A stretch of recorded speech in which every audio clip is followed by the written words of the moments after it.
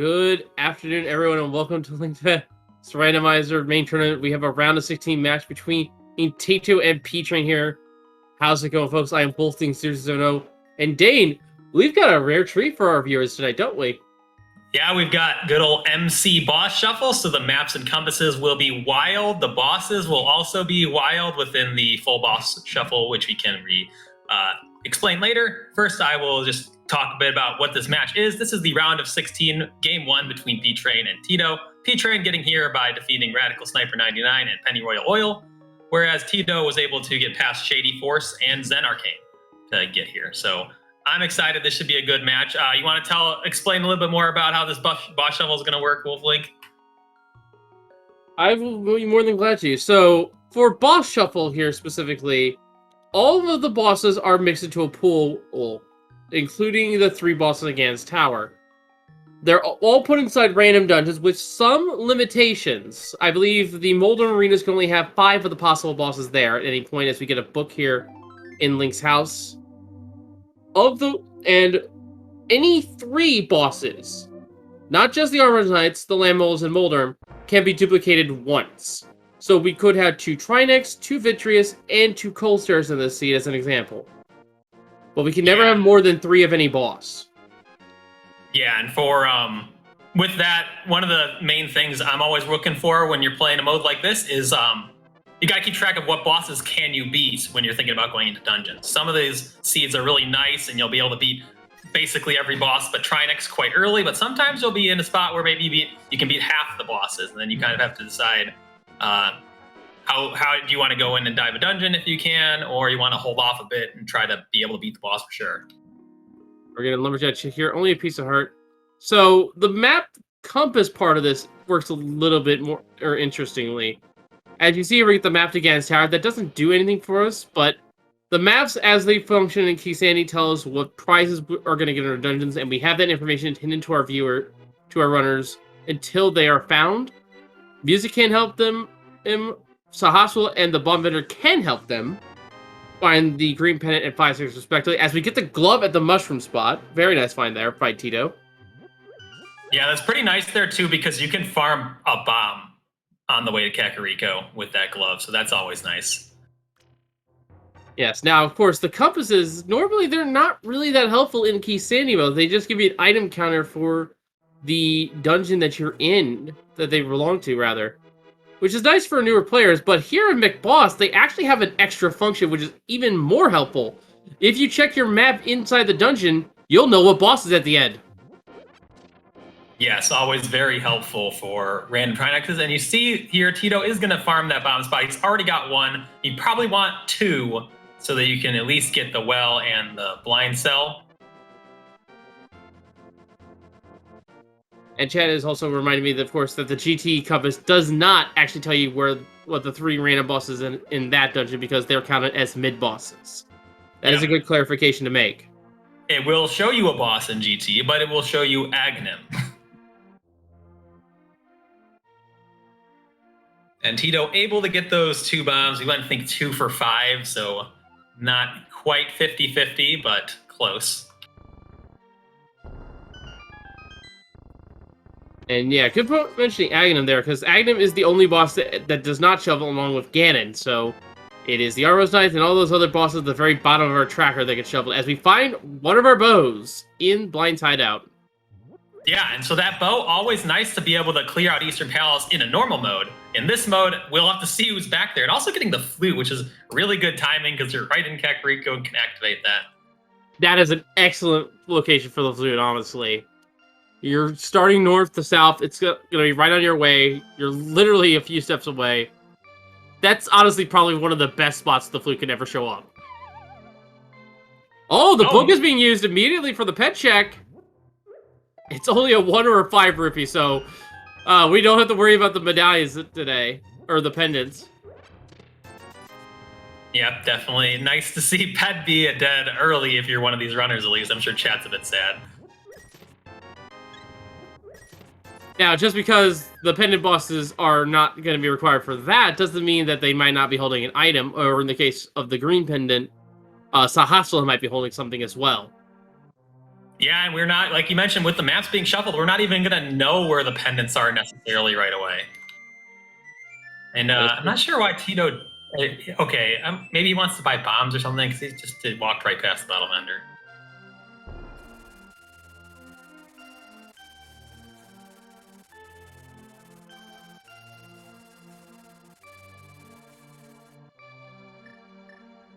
Yeah, it can definitely make sense to want to buy bombs and maybe prioritize them over doing battle vendor, especially with the flute to get back quickly.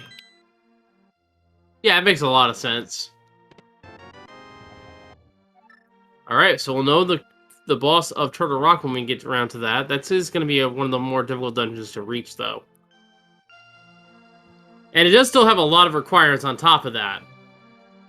Yeah, generally Turtle Rock, like really the only boss that's gonna, you can get blocked by Argus and Trinex mainly, because otherwise just the amount of stuff you need, by the time you have that stuff, you can beat all the bosses.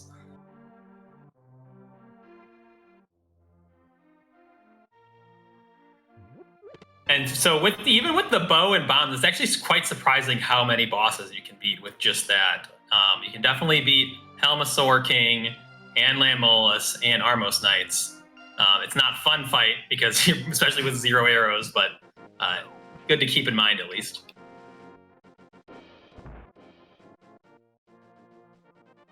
I think if we see one of these runners get a sword or hammer, I think then you might consider going into Eastern to go for the clear, because I think with a sword, then we're just down to Cold Stare, Argus, and Trinex as not clearable.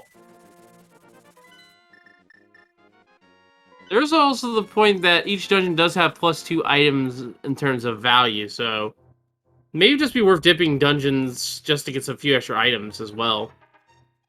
Oh yeah, that's a very good point. It will be intriguing to go to Eastern anyway. I just think you might want to not like sometimes runners will rush right over there if they get a bow in open modes, because it's you're going to have to clear it, especially if it's a crystal, though they won't know that here. But with the boss being shuffled, I would want to put it off until you get at least a sword or hammer. That is true. At the same time, with Eastern Palace at least, you can guarantee get 5 items out of there. 4, actually no, 5 items there, including the big key. So yeah, it's not necessarily a bad dip to do. It's just going to be a little bit time consuming because you have to go the majority of the way there, and it's not even a fast, difficult trip to Eastern because we can use the glove to just take the shortcut.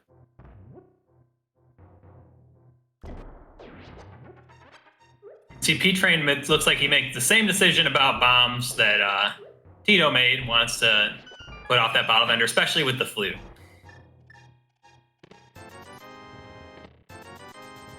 And getting rewarded for it is Teto with the 300 rupees there, and the Moon Pearl, and the mirror in Mini Moldorm Cave. That was some good value. Yeah, that's really, really nice to see that. First of all, the money is nice, so you'll be able to do Zora at some point. We're not even going to see Teto go over to Ice Rod Cave here, probably, or he's just going to flute directly there. Okay, he's going to go there first. Because with what he's got, you can go up to the mountain, though it is risky because you're less likely to be able to beat a boss in a Hera in a Moldorm spot with this equipment. Because I think of the Moldorm bosses, they could only beat Helmasaur with the loadout they have right now. I guess technically Vitreous, but not with the current amount of equipment they have. They need more arrows and bombs. Yeah, Vitreous is going to be an absolute nightmare if it's in one of the Moldorm spots. Well, you can actually snipe him from Tower of Hera. It's pretty nice. You can just stand outside the arena and snipe him. Well, that's good to know. I actually did not know that. Alright, look at the Desert Ledge. It's only 3 bombs. I think Teto might dip in. We'll see. Now, Teto hasn't been to Link's house yet, I don't think. So I don't think he's got the that book. Oh, yeah, you're right. Now, I've seen races before where you get late enough and you can forget about Link's house, especially with like early flute and mirror. You're not going to be saving and quitting as much. But we'll see when Teto gets over there.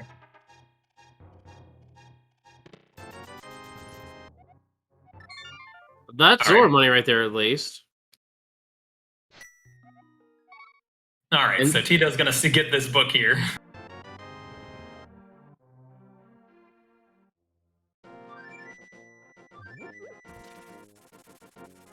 So we were talking about the Boulder Arena, and I mentioned earlier that that was one of the more restricted locations. To be clear for anyone who's not tuned into a boss shuffle for the first time, the only bosses that can be there is Moldorm, obviously, Mopula, Helmsor King, Coldstare, and I believe Vitreous as well. Yes. None of the other bosses can show up there. Yep, that's I believe that's all of them. Which is interesting because if you like that eliminates some of the bosses they could beat, like Armos Knights and Landmolus from the pool. Whereas, so I guess maybe it's not that big of a deal because it's you'd be adding 2 more that they can't beat, Argus and Trinex. Yeah, and there's a couple other rules in place as well. I believe one of the rules is that Blind cannot appear in the Lambo 2 on Ganon Tower, and I believe Trinex cannot appear. I think it was in the Skullwoods Arena. Correct. Skullwoods is not for Trinex. I didn't know about Blind in the second part of the climb, but that's probably right too. Yeah, I recall there was something about that entire group of Underworld tiles being just iffy for Blind to actually be in for some reason. Oh yeah, I can see that. Yeah, because like it's not lined up correctly for it to work. Yeah, and other bosses, if they show up there, you might see some interesting things like an entire face skipped. We'll just say it's weird. Yeah, and like the shooter in that room oftentimes doesn't work for certain bosses. And we see that in that sequence break Teto got over in Waterfall Cave, nothing too useful. We'll see if there's going to be anything on that ledge, which is, it's good that there isn't anything there because Teto is on 0 arrows still, so he doesn't have access to the splash deletion glitch.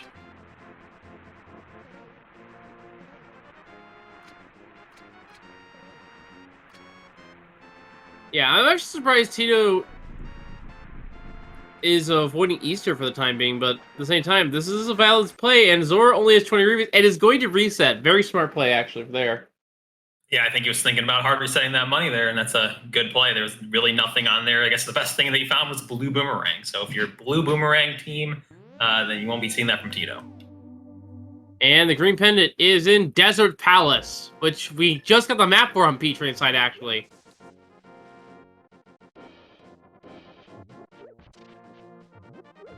So we now know the desert is the green pendant. Could be required, could be not.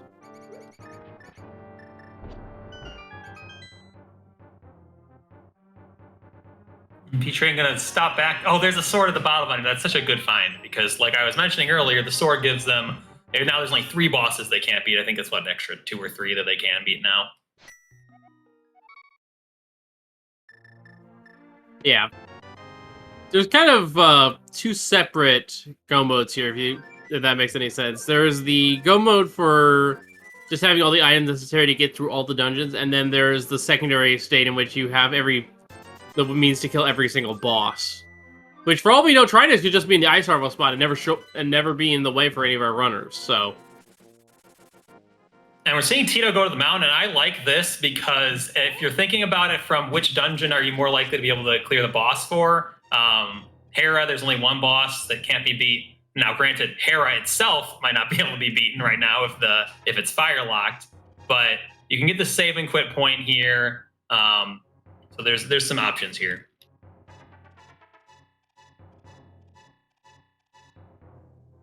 Yeah, and even then, we can at least also scout the Ether tablet while we're in the area.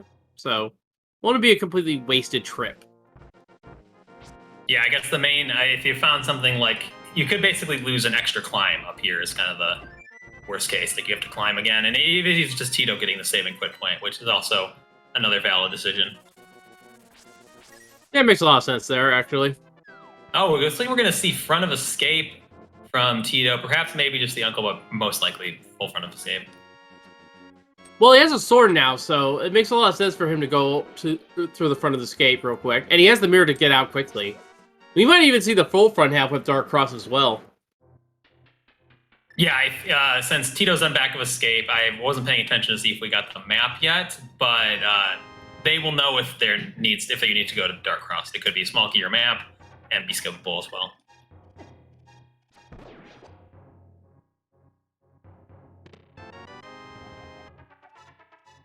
Actually, it could just be the small key there because the map can be anywhere. Oh, that's true. Yeah, the map is not showing up. Well, it could, but probably not. Yeah, that would normally be true in a normal play thing, but we have the maps and compasses shuffled, so it's easy to forget the little details like that. Yeah, especially the Hyrule Castle map, because there's no Hyrule Castle compass, so it's just the one extra.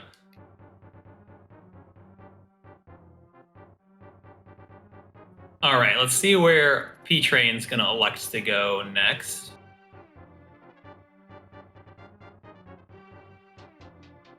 Looks like it's going the same place as Teto, going to the front of Escape.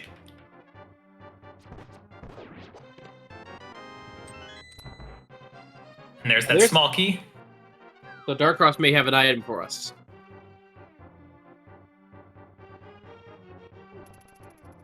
Yeah, with the sword, it's not too bad to get there in the dark. Now you can use that little sparkle from the holding out the sword as a nice little wayfinder.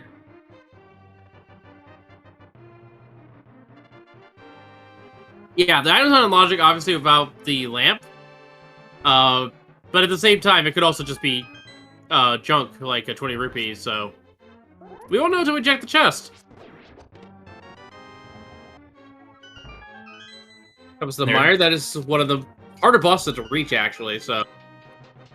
Yeah, it is nice, because that's it takes a long time to get to the boss in Mire, so you can just pop in there if you were going to dip it anyway, and then decide, don't even need to take that long trip to where Vitreous normally is.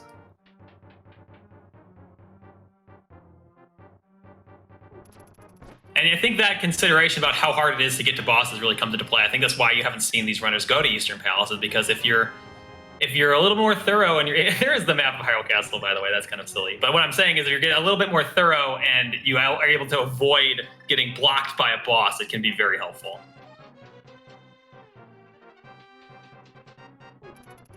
Yeah, it can help. I'm sorry, I lost my composure a bit off the mic when that map showed up. Yeah, that's we were joking about how it can still be here. It's just, it doesn't have to be. It just decided to today.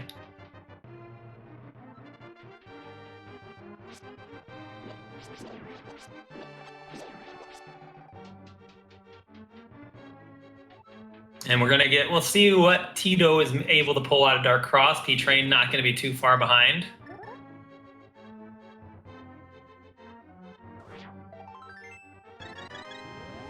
Just a heart piece. So now I think these runners are at a point where that you can pick what sort of dungeon you want to dip.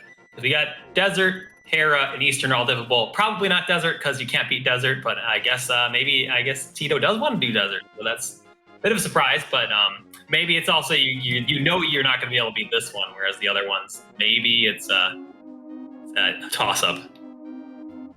Well, you can at least do the first couple of checks here, and you can also... It's not a good idea to steal the key, but you could do that after save quitting to maybe force a reset if there's something there, but we'll probably see something else. Also, Teto with the map there does know this is a pendant. He doesn't realize it's the green pendant, though, but he knows this is not a dungeon that was required to beat the game. Yeah, so in that vein as well, you might come over here and dip and then know you don't have to go to the back no matter what. And it is a boots lock desert, so nice quick check. Wow, both these runners go into desert. Then I guess they don't like the 60% chance you're able to clear out Eastern. It's not that you don't want to risk it because that's a very long walk to the back. Yeah, although going across the hills here, there is like I said, that little stone there near the warp flute point. You can just lift that and go straight to Eastern Palace. So it's not the journey that's the issue here. It's more so it's a dungeon that requires a fire source in order to logically beat it. And honestly, could just be complete and utter nonsense in there, like just a bunch of other items.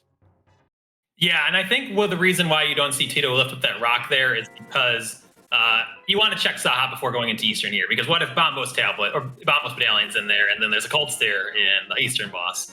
So if this was not Map Compass, I think he would have taken that route. Possibly. It looks like Teto is going towards Zora. He already did it. He's buying something. Maybe he Oh, wants okay. He's topping off on bombs just in case it's like Helmasaur King. Helmasaur. Yeah, because 6 bombs. There aren't bombs in Eastern, I don't think, in any of the pots. So you definitely want to. This is awareness here. Also, Hera is the same situation, though there are actually bombs in Hera, but you want to use some bombs in Hera. Yeah, so Hera being the smartest play here. Limited amount of bosses, and say for 2 of them could fight the boss on Fighter Sword. Yeah, it's the main risk of doing Hera. I think it's probably about the equal chance that you can't beat either dungeon because there's the chance that Hera is fire locked. There's Bombos Medallion though, so now you actually are guaranteed to be able to beat the Tower of Hera boss. So very nice to find that there. I would say it's still a 1 out of 5 that you cannot beat it because Vitreous. We're pretty low on the ammunition front. I didn't say it would be easy. I just said you could. You know what? Fair enough. You can do Vitreous Fun full Slide Fighter Slurred with, and they actually have a decent amount of health at this point. The seed has been pretty nice in that regard. But Bombos Medallion is a great find in Map Compass boss because Cold Stare is showing up in random dungeons like Skull Woods where you had to use magic to get there, and then you need the fire rods at full magic to break the shell. It can be quite annoying. So the Bombos is a real lifesaver. All right, first item in Eastern Palace is a piece of heart. First item in Tower Hera is the small key, and is this the big key? No, it is the compass to Ice Palace, which means that is a fire-locked Tower Hera. Yeah, I still think that these runners will feel decent about taking the trip up here, however, because that Bombos Medallion makes it even more likely that Eastern is beatable. Especially, so like if it is a Cold Stare in the back of Eastern, it will be really good for Teto here. And on Ether tab, we have a random compass. I'm not sure. I don't know. I thought the map was you can find your way home, but I'm not sure. Oh, it might have been mapped too. I actually don't know those too well, to be honest. Yeah, they do not tell you what map it is because if that was a pedestal text, for instance, then you would know that the map is a crystal. So if it's like the map of Misery Mire is on the pedestal, then you would know Misery Mire is a crystal, and therefore you don't need the map. So they just tell you that it's any map.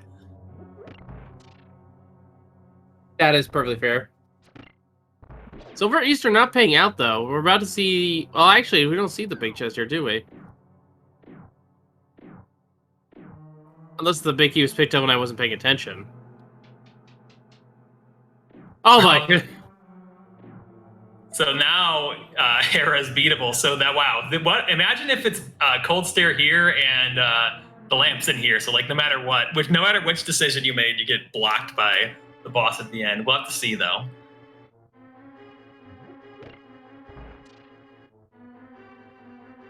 And this makes sense really because these runners do not have anything left in logic, right? And they could get a hammer to give them Dark World access.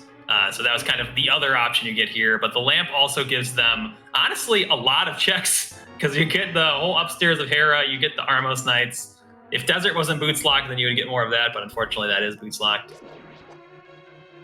If Desert wasn't also boots locked, then yeah. And only 3 bombs, so really you're just coming in here for the lamp, it looks like. And we'll get to see the unknown dungeon prize, hopefully, if there isn't a Trinex or Argus or Cold Stare on P4P train at least. Yeah, we're gonna at least see the boss here of the dungeon.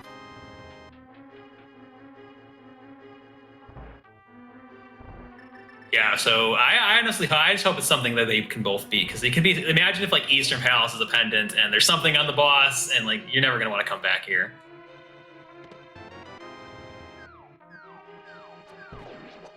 Root for something nice and easy. Like just get a Mothula in here or a Mold Worm. We can save the hard bosses for later.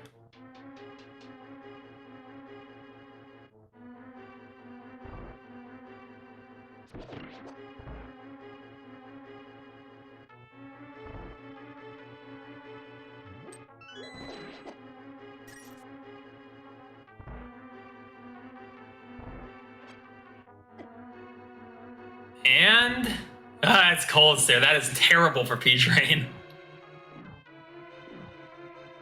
Now, this is not going to be an easy fight either for Teto. Fighter Sword only Cold Stare is really bad.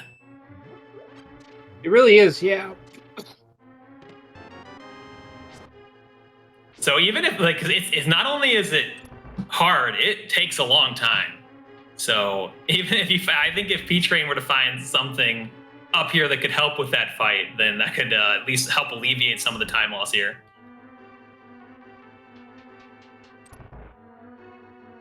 Because you're not used to Fighter Sword only Cold Stare, because you need the hammer to get the Cold Stare normally. So you'll have Fighter Sword or Swordless, but you got the hammer, which does twice as much damage as the Fighter Sword spin, and it's much quicker than charging up a spin.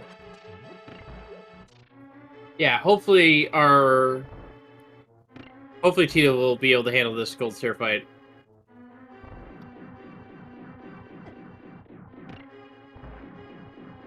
And yeah, I think it's Chet's right saying that you go for it here and you don't come back immediately if you fail, because you never know. Eastern could be a pendant. You could come back here. There could be nothing on the boss. We still got Tower of Hera for what? 3 items? So you go back up to Hera and then come back down here. Yeah, it makes a lot of sense. P-Train getting the bad news about Bomba's Medallion.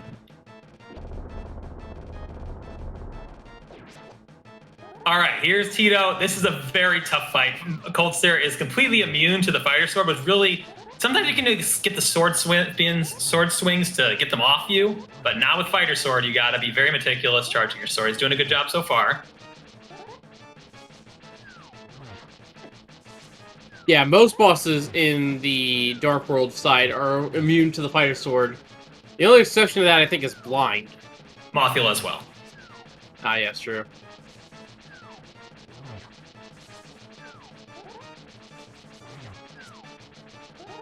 Now, Teto can't get hit by these puffs. The puffs will one-shot.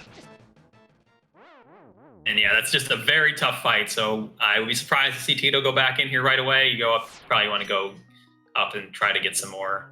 Yeah, you go up and try to get something out of Hera and then maybe come back. Or if you get progression, just don't come back until later.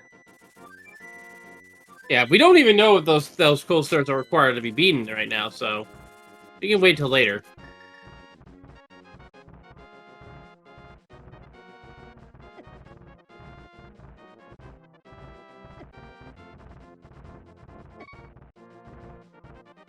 Teto getting a bit bullied by these rocks falling down. Meanwhile, P-Train is taking a well-deserved coffee break. 26 minutes into the seed. Is that quarter speed heartbeats from Teto? Do they even have that? That sounds so slow. That is quarter speed, and my ears are thanking him for it.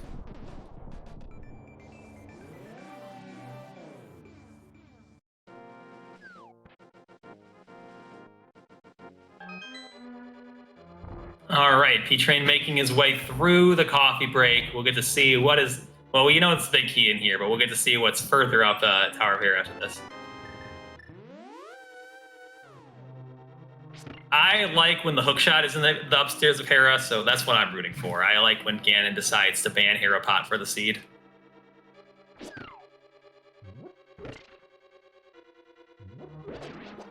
Yeah, it doesn't usually happen, but it can still. And Teto is probably just going to stay here completely safe from these tiles. One hit from them and he's dead. Same with the Lambols in the next room, actually, so he has to be a little careful here. Yeah, those Moldorms can be a bit annoying. Luckily, you can take a hit from the Stalfoses in the room after that, but yeah, those Moldorms can be quite annoying, especially if you don't have the switches up already like Teto does. And there's the Mitt, so that's our progression from Hera. Yep, that's our Dark World access.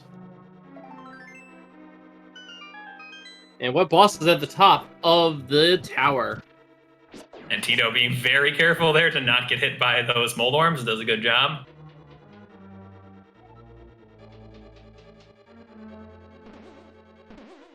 And Teto just going to take a Death Warp here to recover some of that health. Makes a lot of sense to me. And the boss here at the top is Vitreous! Oh, P-Train's not going to do the sniping strats. I agree with leaving that because if you don't know the sniping strats, because it's just such a long fight that it's not worth the risk, especially when you have the mitts. But you can snipe him with bombs and I think even arrows too from the right.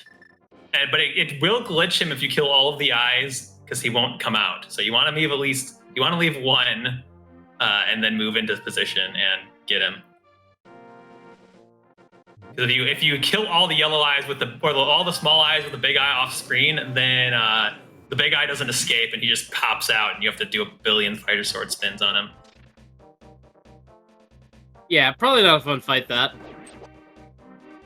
Yeah, it's not too bad if you got the arrows. But even with the arrows, like it's a lot of resources. So I like the commitment from P-Train to just immediately nope out.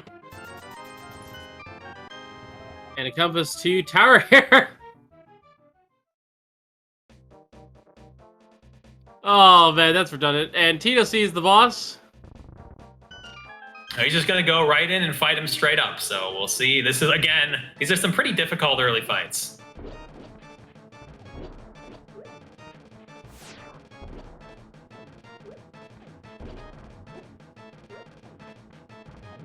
Softening of the eyes as best he can with the bombs.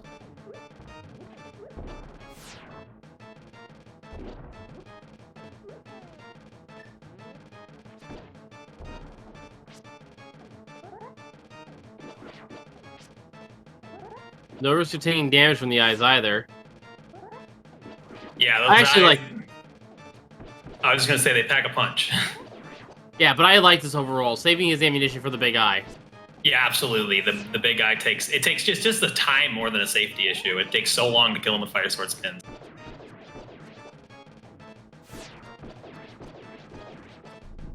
And it's a little more than just enough arrows to kill Vitreous, so very good by Teto. Didn't even get hit. Meanwhile, P-Train into Thieves Town. I believe this is the first time here, and it's just in arrows. Or, no, that's the second time usually.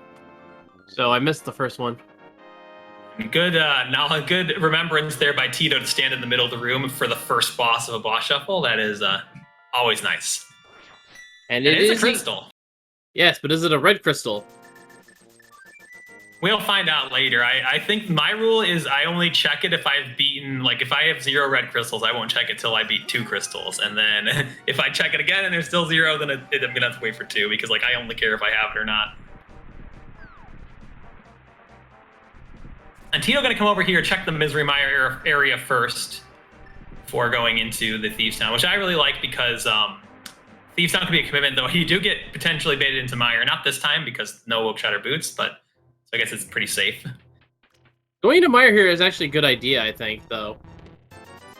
Well, they can't because no boots and hookshot, but that is true. But I believe Teto does have the compass, so can scout the boss at the very least. Okay, that's a good point. Yeah. And we see a Mothula in Thieves Town here for P-Train. Mothula, very easy boss in anything other than his vanilla dungeon. And also, Thieves Town, also really nice in boss shuffle because you can just walk to the back and see the bosses and then beat them if you can. And you can even skip the back of Thieves Town entirely if you're feeling like it. It's kind of like Left Side Swamp. Yeah, it's nice enough play. And there goes the Moth and drops a mushroom. And it's another crystal. So that is 3 bosses we've seen thus far and no duplicates, so any one of them can show up again later.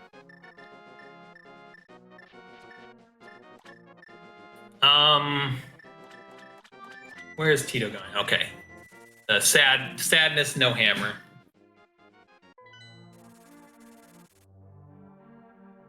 And we're going to see P-Train turn in this mushroom real quick. Nearly no reason not to. You probably don't want to worry about fake powder here without hammer or Samaria. That would be kind of awful. Yeah, no, this makes sense. Let's see what it is. It is a heart container. Not bad to have. Yeah, in boss shuffle, I'm not going to turn down hearts. 11 hearts this early is pretty nice. And we're seeing Teto dip into Skullwoods, so we'll see if there's anything in the front here. Won't be able to get to the back without the fire rod. But a lot of runners, especially without the hammer like this, will like to dip into Skullwoods.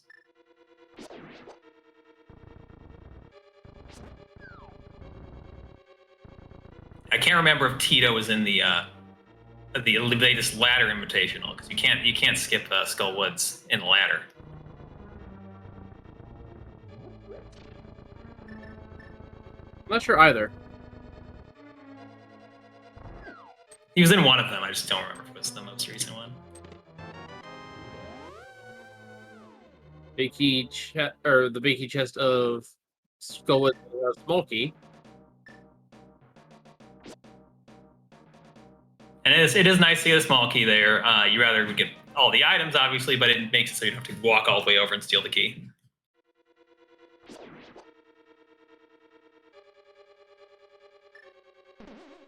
And we see Skullwoods as a crystal in that top left corner of Tito's screen. That's what we do. One more thing on our list. Map check shows it is blind in there. And blind actually not that. I don't really like getting blind in Skullwoods. He's better than Vitreous, I think. We're unfortunately not going to get a helicopter in here, but blind is not the easiest in the Skullwoods place. No, and that's unfortunate. We're not going to see that. But for those wondering who might have not seen this before, what we mean by helicopter is, well, long story short, a Helmasaur's tail behaves very weirdly in the Skullwoods arena. Yeah, it just spins and spins and spins. The tail. And we see the flippers in the Skullwoods, so that is helpful. We can get to Ice Palace now, and with the Bombos Medallion and get through there. I don't think you'll see a rush over there yet without the hammer or without King Samaria, but it is available. Also, Skullwoods, or not Skullwoods, Swamp Palace for the one check is also available, but again, not going to want to rush for that one. I think you do the first chest of Skull on the way, or Swamp on the way, should you find yourself there and still not have the hammer. Yeah, it's definitely an interesting little bit of here to whether or not you want to do the Skullwoods yet. We can't do it just yet because we don't have the fire rod, though.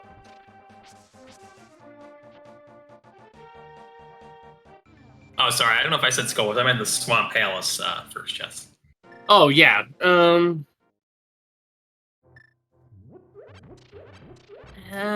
Yeah, I'd probably wait on that myself as well, yeah. Yeah, I think you did, but if you go down to Hype Cave and you still don't have the hammer, then I think I would just check that in there. Well, you're already down there. Well, meanwhile, we did find them at Eastern Palace here. Teto can give that a quick peek to see if that is a crystal or not. Yep, and if it is, then you'll probably see him go back there whenever he wants to go to Pod, because with the mirror, it's just nice. Also, that flippers also give them access logically to East Dark World, so I kind of forgot about that when I was mentioning the other checks they got, but that is our first access to East Dark World here. Meanwhile, P-Train did do the Blacksmith, and that was a really good deal. 10 rupees for a blue potion bottle? That's honestly probably one of the best deals you can get in the game. And it gets the first bottle of seed, interestingly, so quite late. And we'll see if Sikkit has anything, but nope. It is another heart container release for P-Train, but that's about it. Catfish check, meanwhile, here from Teto.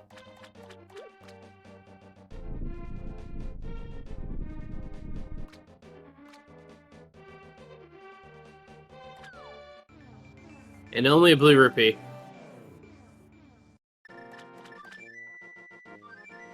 All right, let's see. Teto probably going back to 3, yeah, because he hasn't even gone to Thieves Town yet.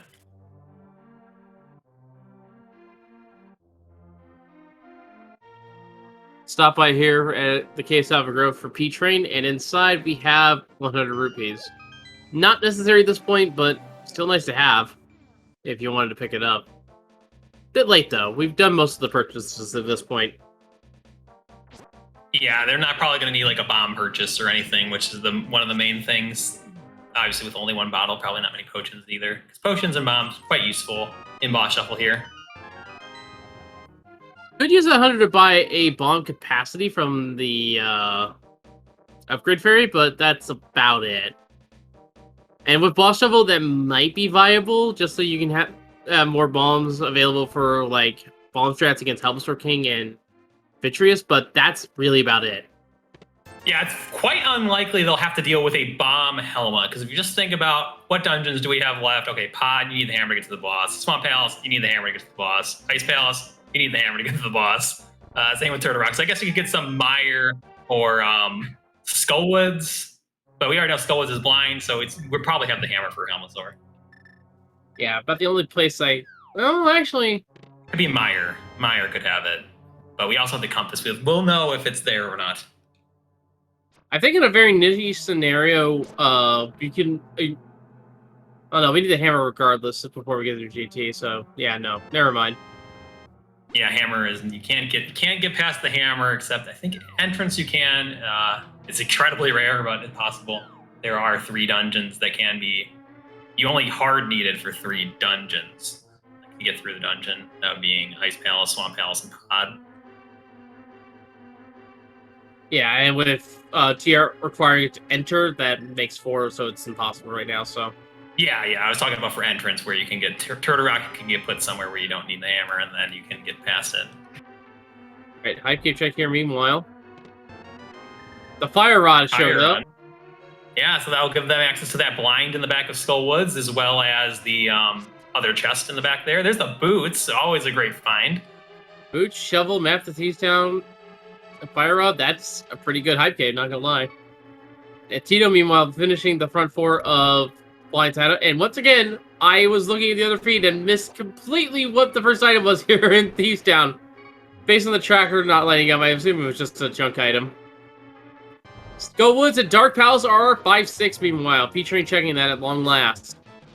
Yeah, I wouldn't be surprised to see that information push P-Train to the back of Skullwoods, especially since P-Train hasn't even done front of Skullwoods. And Teto have to be careful here because Mothula, he still does 2 hearts. You can do a pretty good job at avoiding him, but you don't want to take a death here. Yeah, the buff is pretty easy without the spikes to deal with because you can just attack from above constantly. And our chat also pointing out, interestingly, that the bomb vendor information just means Aga not required because you can't have Hammer and Pyramid Fairy with Red Crystal being hammer locked. That is true. Chat asking about Ice Rod Cave. Yes, we did. It was 50 rupees.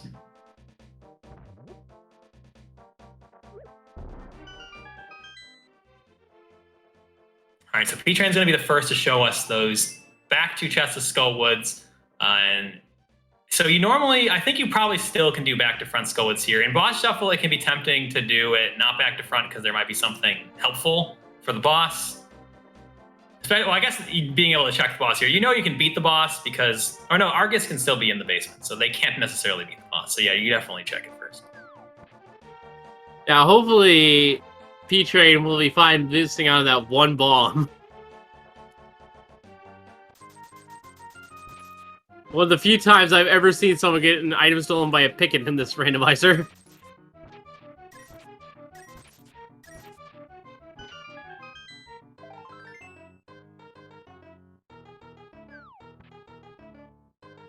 And that blind, they don't even have, normally with blind in that arena, I like to have one of the canes to really help because you can go inside the spikes and stuff.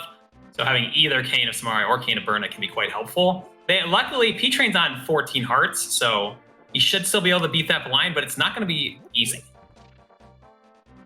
Blind gets a big buff in boss shuffle because you can't really do the blind script from the bottom of the room very well. No, and with the spikes in the Skullwoods arena, that just adds to the difficulty. And that leads back to what I was saying earlier about the Skullwoods, or the Mothula fight being a lot easier, because Mothula actually only has enough health to last through 4 Tempered Sword swings without those spikes blocking him. So without the spikes covering in Mothula, it's actually one of the easiest bosses in the game. Yeah, and sort of an interesting converse is so Moth is immune to the spikes, but a lot of other bosses like Vitrees and Cold Stare take damage from the spikes. I believe Armos Knights as well, as long as you can hit them into the spikes. So it can actually make Cold Stare as one of my favorite bosses to get in battle with Skullwoods, especially if you're on something like Fighter Sword, because it's a lot easier than if you were doing Fighter Sword in a different dungeon, because you can just spin them into the spikes and they die much quicker.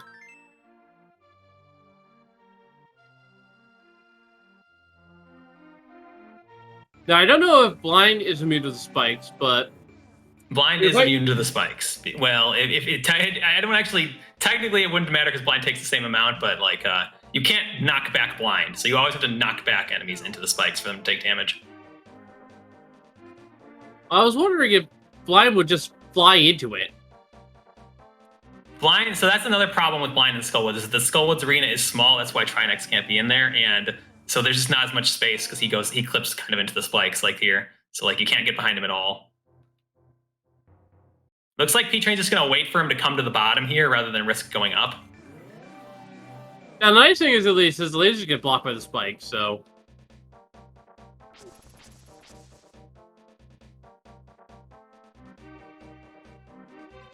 Yeah, it's interesting how many things go wrong in this dungeon for some things, like the laser's not working here, Helmasaur's tail not working, and then some of the bosses, I think Helmasaur included, they make it so that the conveyor only goes one direction. And there's P-Train taking down that blind, and there's the hammer.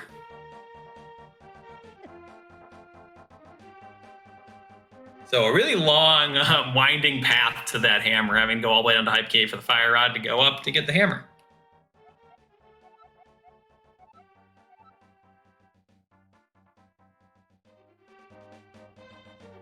Now, with that hammer, all we need to do now is, I think, find the ice rod, and in terms of bosses... Well, no, we need the hook shot as well for Argus, never mind. Yep, Argus and Cold Stare, they're often the two holdouts for you in Boss Shuffle, because they require unique items, being fire or ice rod and hookshot, whereas no other bosses require those.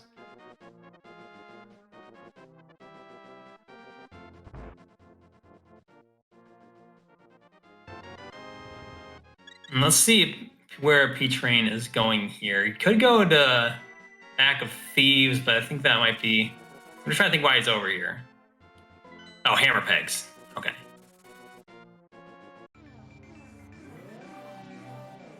Yeah, hammer pegs makes a lot of sense, because for P-Train, this is an isolated check, and the less loose ends P-Train leaves, the more efficient his Gomo item hunting will be in the late game.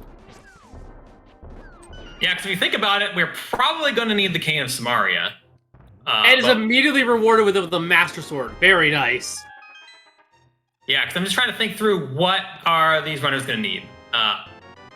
Probably the hookshot and probably the Cane of Samaria.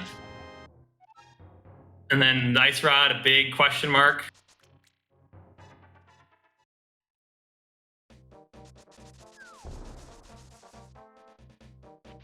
And yeah, Cane or hookshot is a good point because there's two.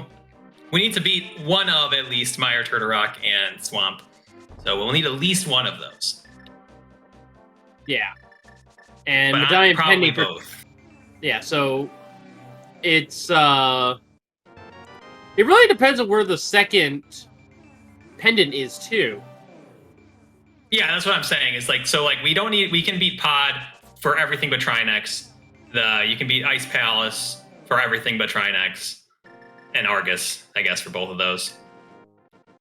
So it's really just going to come down to what dungeons are required if we need the Cane or hookshot. We also could just need the Cane or hookshot for like GT. Obviously, you need the hookshot to get past Moldorm. I'm not sure if these runners are Moldorm bouncers or what. And the Cane could also be required for GT. And we see Eastern as a pendant, so that's probably not what I would probably prefer it to be a crystal, because like you go over to Pod, it's a known crystal, you can clear it and then beat that Cold Stare on the way. Whereas now it's tempting to not even beat that Cold Stare. I bet you there meanwhile in Kingston. And yeah, now that we know that means at least one of our three unknown dungeons with Ice, Mire, and Turok is required. We know that. And one of them is not. So no matter what, we do need a medallion to finish the seed out. And it could be the Bombus medallion for Mire, or it could be whatever medallion is required for Turtle Rock. We haven't actually been up on the dark side of Death Mountain yet. Oh yeah, pointing out Moldorm bounds probably not possible in this mode. It probably could be. You just have to get lucky to get a Moldorm 2. And not a Vitreous 2 or a Helmasaur. Yeah, so far every boss is still on the table. I've been keeping track. Yeah, we haven't seen any duplicates yet.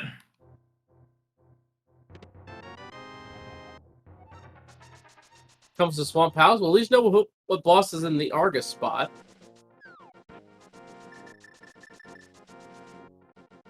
And it looks like this is time for the mountain cleanup here. We have pretty much everything we need to get everything outside of the items in Hookshot Cave, so good time for it.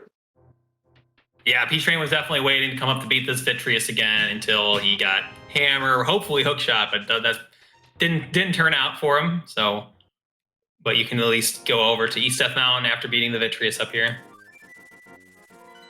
And we do have the map here as well, and it is the map to Turtle Rock.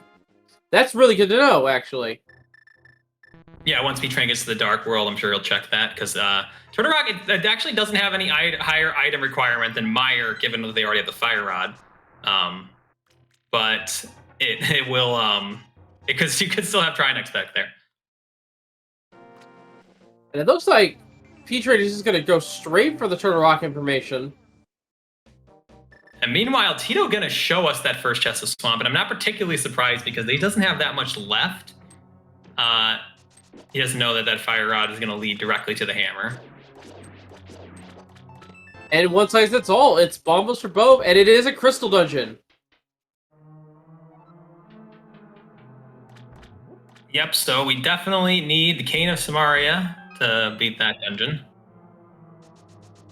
And very strong likelihood we will need the hookshot as well because of potential logic in Ice Palace.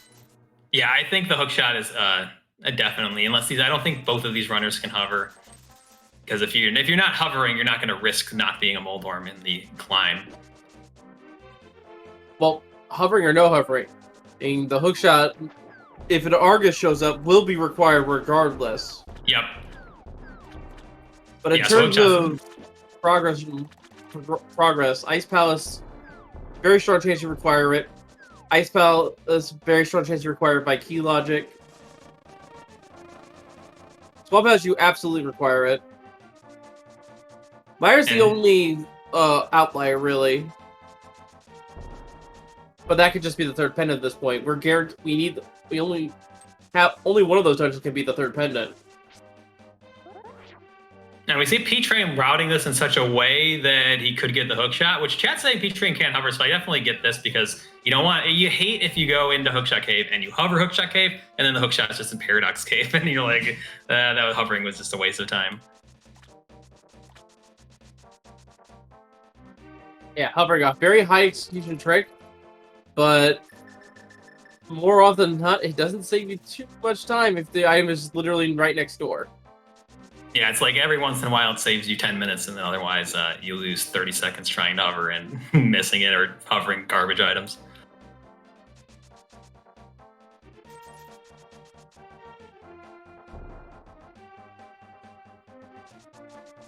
Some good maps there for P-Train. The Tower of Hera map will be helpful because it'll let him know if he wants to go beat that Vitreous, which we know is yes, he does. And then Swamp Palace map, that's one of the... You definitely need the hookshot for that one, and it's one of our remaining unknowns. If P-Train finds a map to Ice or Mire, then we'll have all the information for the seed. Ganon Burner showing up. Yeah, meanwhile, Teto unfortunately going into pod before doing back of Skull Woods here. This is going to be really bad for him because I think you also do this because you want to do Eastern. I think he does have the Eastern map, though, but it's not going to be great when he finds that hammer on Mothula.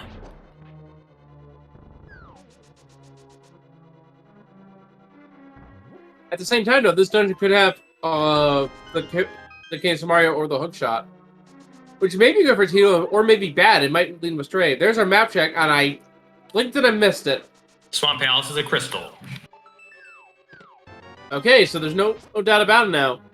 With Turtle Rock and Swamp Palace being crystal, we do need to find the hookshot and the Cane of Samaria. And P-Train's going to give us a shot at this hover here. Interesting to see the bobbleheading Link hover.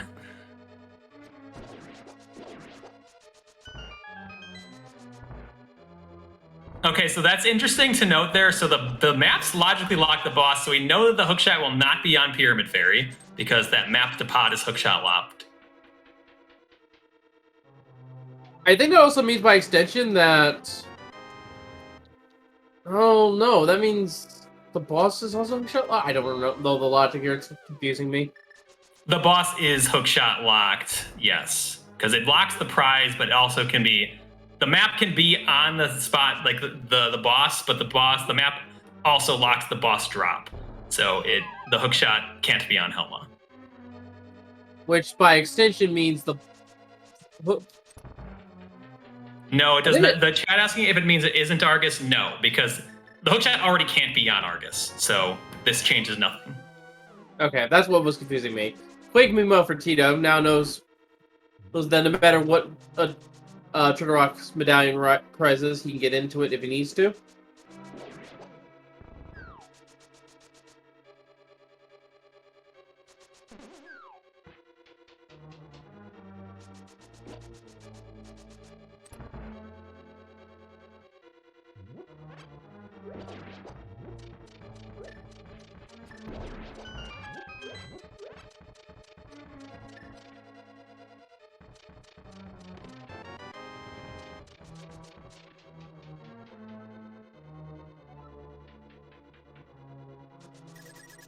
There's actually a good question here in chat.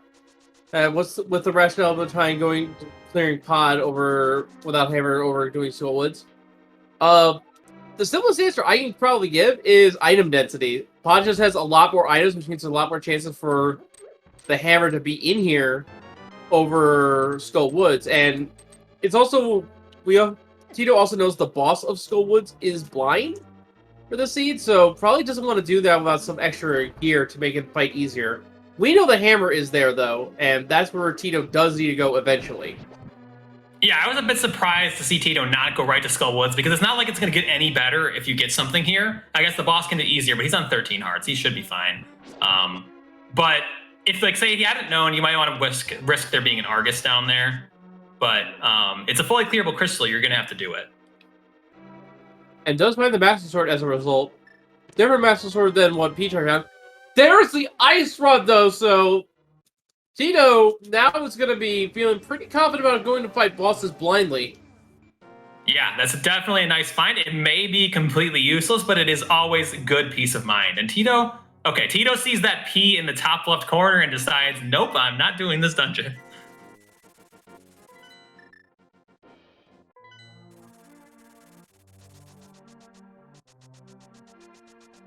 And Peach-Run going to give us Spike Cave. This is in logic for all the invincibility items that he has, and it's nothing, though. So where do our runners head next, based on what we have?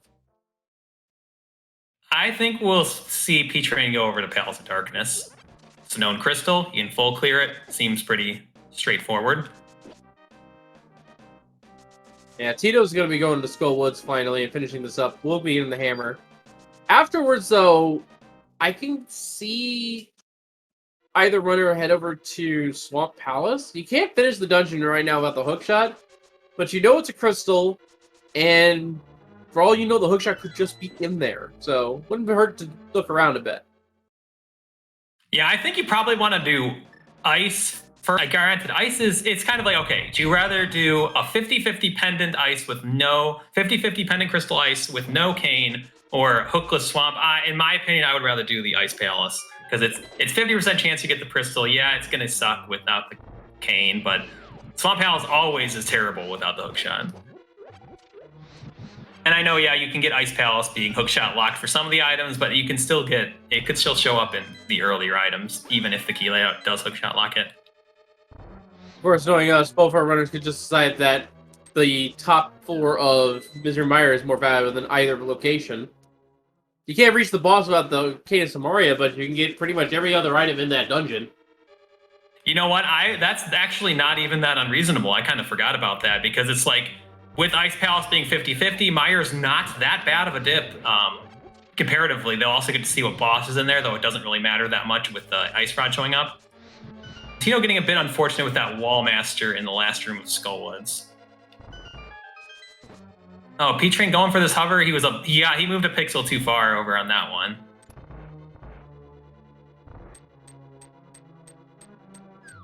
All right, this is one of it's such a difficult hover, but that was a very good effort by Peach-Run. It saves a lot of time if you can get it.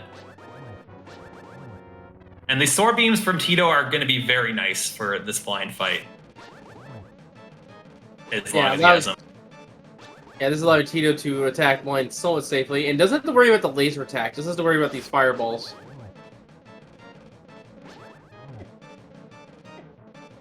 Doesn't longer has it, but it's fine. Just rush in, damage boost it, and there he goes. Blind is down, and a hammer obtained for Teto. Yeah, probably not too happy to see that hammer, given that he was just over in pod.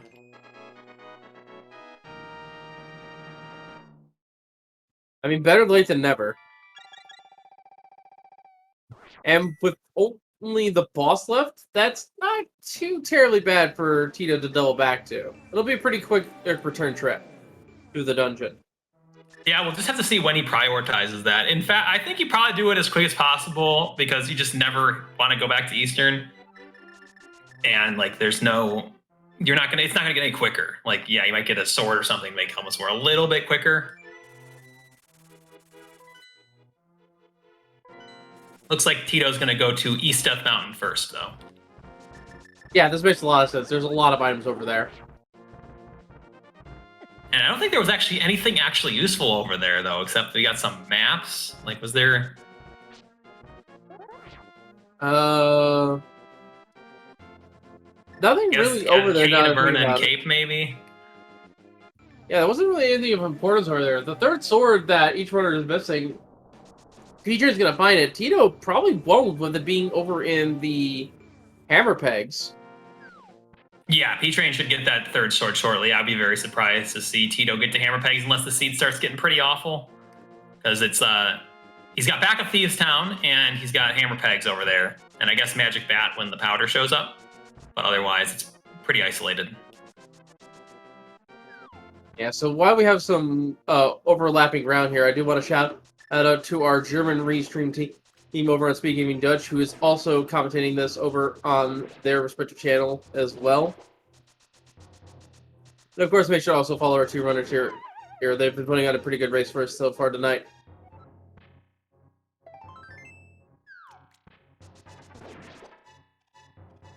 Yeah, we're kind of seeing the runners just go over what the other one has done so far, though we'll get to see something interesting where we get to see P-Train beat whatever boss is here, as long as it's not Argus.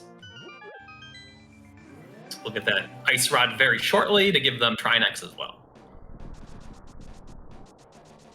Yeah, no hookshot is gonna worry me a bit, but every boss is still on the table. This could just be another cold stare for all we know. And that would be the last cold stare we would find as well. Yep, so we haven't seen Land Molus or Armless Knights or Argus or Trinex or Helmasaur at this point, right? We've only seen Cold Stare, Vitreous, Blind, and Mothula once each, I believe. So it's pretty clean slate as to who could be back here. Now, we have a lot of compasses for other dungeons, but neither runner has bothered to dip into the dungeons and check. For example, we do have the compass to Mire, but no one has bothered to dip that dungeon just yet. Yeah, because once you get this laid into the seed, you can just beat so many of the bosses. Whereas it'll be nice if there's like an Argus back there and you get to know, but there's really nothing that you don't gain too much from knowing that when you can beat all but two bosses and you still can't beat the dungeon. I just flinched and realized the Pure has a shield, and then I looked at Teto and realized, oh, that's what the shield was. Teto getting his knowledge about Swamp Palace being a crystal.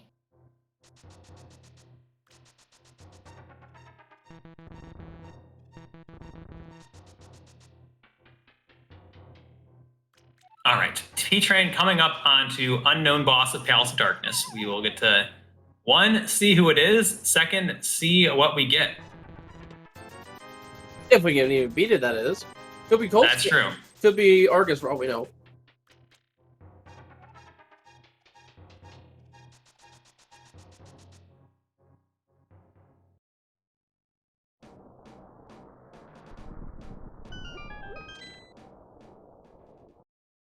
All right, moment of truth, and we see a Cold Stare.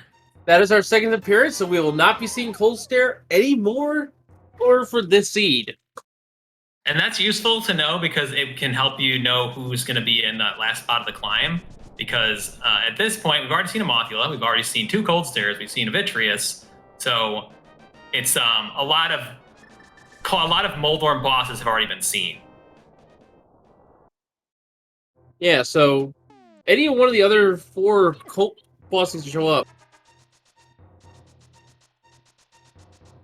No, I mean at this point, whichever boss is wherever, it's mainly just Arguses, especially with I think the main boss that could really block them at this point would be if P-Train were to get all 7 crystals without the hook shot, then you'd really be worried about the Argus in any spot in GT.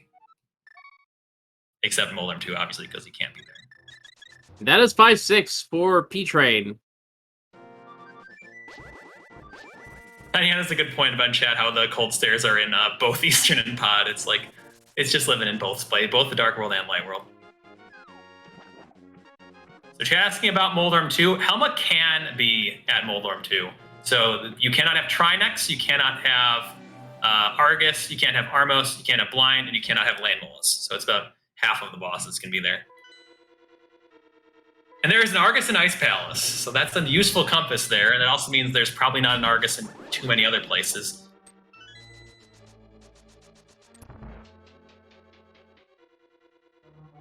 And Teto is going to continue in Ice Palace. Meanwhile... Sorry, I was just going to point out the other option was unclearable Mire, so it's like you can't clear either of them. Yeah, you can't clear Mire, but overall, I think Mire had... Well, actually, no, both dungeons have about the same amount of items, don't they? Yeah, and all of Mire's items are going to be in Logic, whereas there could be something Samaria or Hookshot locked in Ice.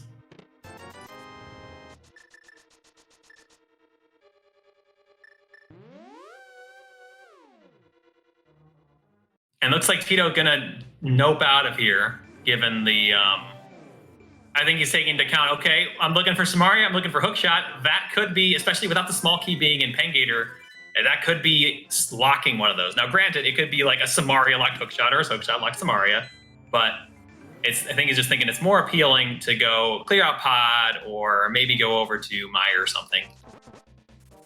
Meanwhile, Pyramid Fairy being an absolute dud. We get the safety in the bump form of the bug catching net, but that's really about it. So it's honestly looking like we should either fight one of the pendant bosses for an item, or we just dip Misery Mire and hope there's something in there. Yeah, if it were me, I would probably choose Mire, because we've got Ice Palace, Swamp, and Mire are your answers right now in terms of dungeons you can do. And I think that just... You got to find the big key to Mire anyway. It can be in a bad spot. You can lose a lot of time if it's a very good Mire that you can Gomo, but if you don't get to Gomo it, then it's not that bad of a dip. Whereas something like Swamp, you have to pull the dam twice. That is not good. If you go into Ice Palace and you can't even beat the Argus, that's not good.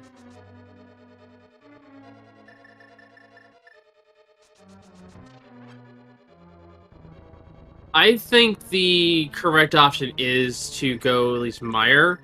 It's going to be a bit longer of a check, but I think it's just a few more items, and more importantly, you get to track down that big key, which will save you a bit of time on the return trip. Whereas Pod, or Swamp rather, you ideally just want to go mode that dungeon at this point. Just like rush the boss once you find the hook shot. Yeah, we see P-Train getting the information that it's Argus. We'll see if he makes the same decision as Teto after getting that Pengator chest. Because I think Ice Palace, when you don't know it's Argus, I think it's a better play than Mire, because it's 50-50 to be your last crystal. So even if it isn't, you'll get your information. But it's going to be slow, and you're not going to be able to... You might be something Hookshot or Samaria locked in here. That is also bringing up a good point here. With the fact that we also have the boots now, having a desert transition from Mire as well does open up a few more items. And also, if we go as far as going to the boss of desert, we will have that green pendant for an extra item later as well. Yep, very good point. In fact, I don't see why you just don't... If you're over here, like P-Train is, you'll probably go into both. And you might do desert first, at least for the few items, but I guess he just wants to do Mire. With already getting one item, it's not incredibly likely you get super early items in desert.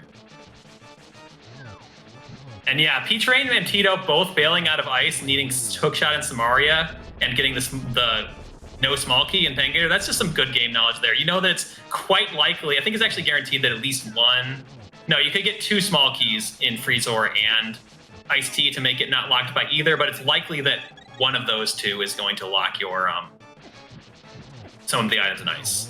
Wow, okay, Trinex, proven to be a nuisance once again, will be down to the bowels of Misery Mire here, so not really changing its requirements as per normal with the Turtle Rock boss location. Yeah, still requires that Canis Mario. We already have the Ice Rod, so it's not annoying. I'd actually be a little bit relieved seeing a Trinex here because that means it's less likely there's an Ice Trinex, which, especially since these runners, like Teto is not going to get Gold Sword most likely unless the seed, again, gets pretty bad. And you really want to have that for Ice Trinex. It makes it a lot easier. Now, someone is actually bringing up a good point here. That is a Trinex. Vitreous is Toxic Goo, so it's actually going to be a very dangerous Trinex fight. And Meyer, oh, okay, we got Kane and Meyer when it's God Meyer, so I guess that's not that bad. That is absolutely insane. So Meyer, absolutely the play. Teto not going to be too far behind here. And I think the acid for Trinex, I don't think it actually makes the fight that much harder because the heads stick out far enough that you can get them without going in there, unless the ice, when the ice head pulls back, sometimes it'll go into the acid. But it's actually not too bad for Trinex. Yeah, we will see. We will see. It's quite annoying for blind.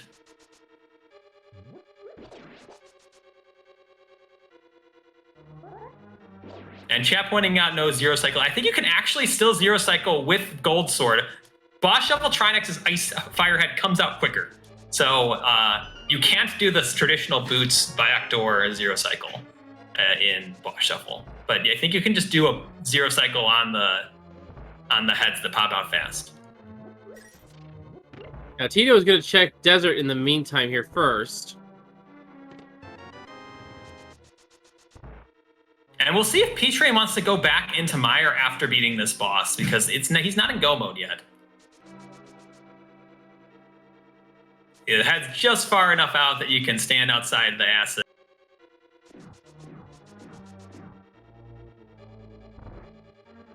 Yeah, now this looks to be a really good position for Trinex here. Although the arena is a bit smaller, so it might be harder to get that double spin in a slash.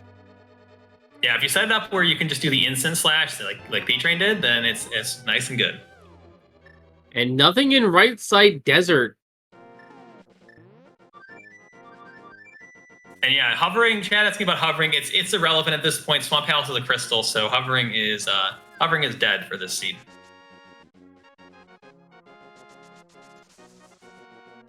And that is another crystal there, which means we know by process of elimination that Ice Palace Argus is blocking the red pendant. Yeah, and I think that's probably pretty nice for these runners, because you don't want to have to beat that Argus anyway, so it's good that that's the pendant. And P-Train is going to go back into Meyer. I didn't see if we got an item from Vitreous or not. For the Vitreous spot, we got a small key. But okay. Yeah, with P-Train picking up a crystal here in Meyer, should know based on the information he has that Ice Palace is the third pendant by now. Yeah, I don't think that there's any information that Teto got that P-Train doesn't have. In fact, I think Teto is the one that has less information than P-Train. Well, yeah, for sure, because he doesn't know about Meyer. I can't remember. I think they have all the same maps. I don't know if they've all done the same map checks. I don't think Tito's checked the TR map. No, he checked it when he did the Swamp Palace check.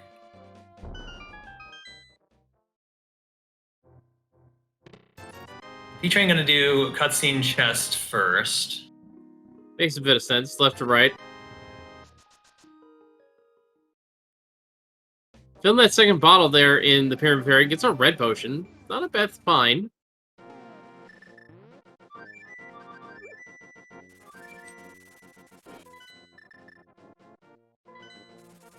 Teto is struggling here, though. Yeah, it's really that hammer and then just a couple of other decisions that really made Teto lose a bit of time on P-Train here. Yeah, he's not out of the race, though. He could find the hookshot first. And hook shot P could train be could last anywhere. location. Yeah, P train could also just last location it. Yeah, that hookshot could just be sitting over on that cold stair in Eastern Palace that both of these runners, either by virtue of it being fighter sword, cold stair, or not having bombos medallion, were not able to complete. It could be the Desert Palace botch, which we don't know who that is yet. Yep, we do not know. P-Train going for this rail clip. It's not the easiest, but he does get it.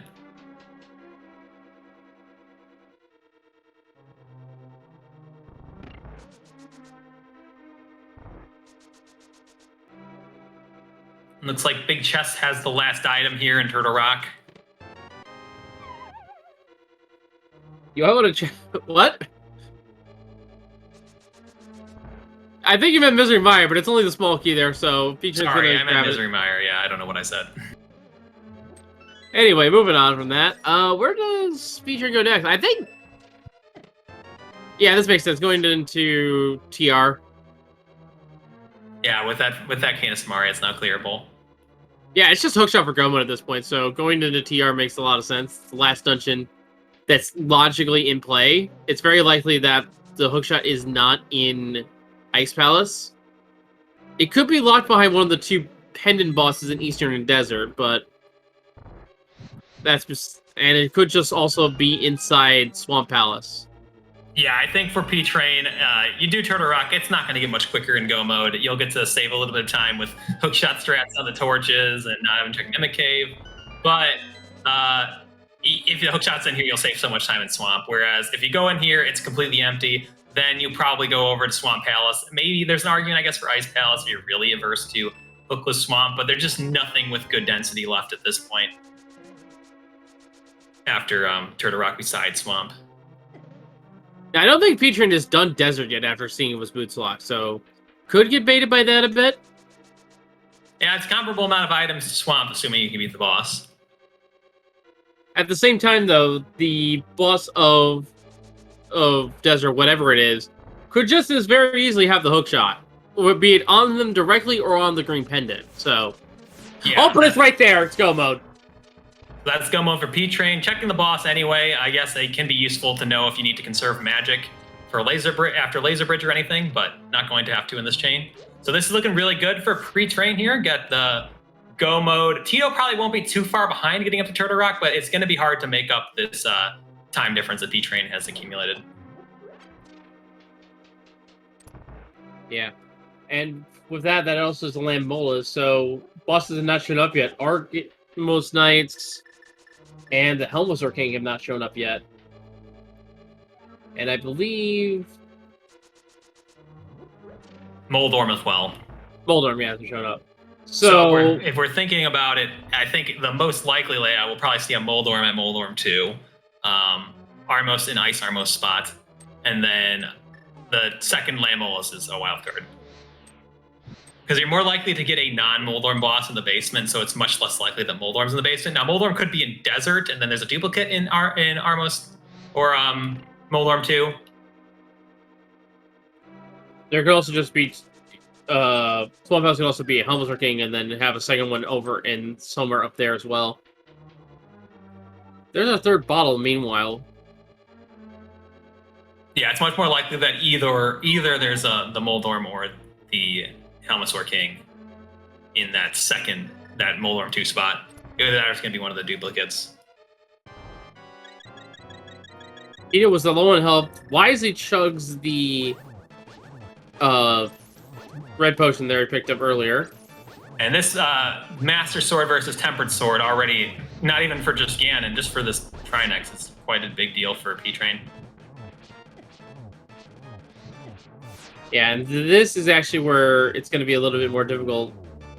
Because with the less swings, it's also going to make Trinex move around a bit more. I don't think it's possible to get any sort of advantage here. Gonna have to play it safe, and then once Trinex gets off the wall here, the center will become vulnerable. Gets a couple of hammer swings in at least. Oh, that was a close one, but he was able to... Because I think Trinex does 3 hearts on Blue Mail, so that would have been a death, but luckily Teto dodged that hit. Yeah, very nicely done. And definitely needed that potion. Would have died otherwise. Yeah, it really shows because like that, the acid was a non-factor for P-Train because you just do your normal tempered sword Trinex strats and it just works out pretty nicely. Whereas for Teto, it was a real problem.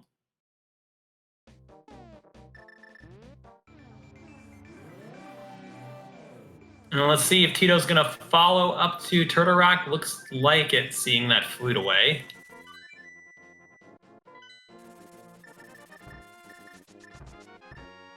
So P-Train's gonna be like almost a full Turtle Rock ahead. It's gonna look like. Oh, wait a minute. Actually, does Teto know the Smith yet? I think so. I don't remember. Yeah, he did. He turned in Purple Chest. Okay. He turned it in when he did first Chest of Swamp.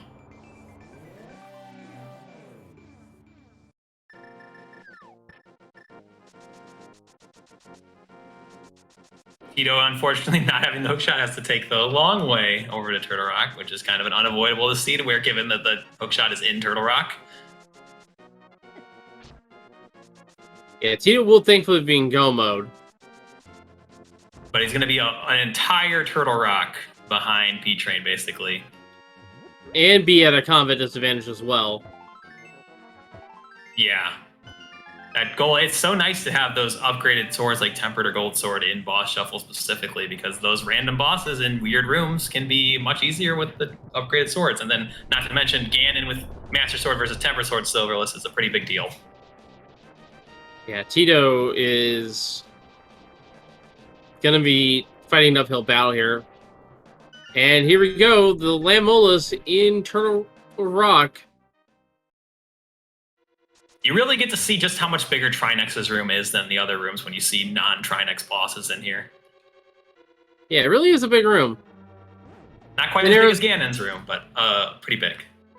All right, that is crystal number 6. All we have to do is go to Swamp Palace to finish this up.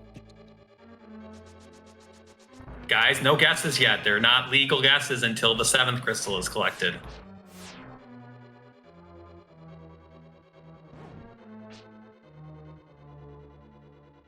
So, unfortunately, no Turtle Rock as the last dungeon because you have to go into Turtle Rock to get the hookshot. I guess this would be if they would have had the power to hover to that chest. I guess it would be such a funny joke, but that would have gotten the hookshot earlier. But that's possible.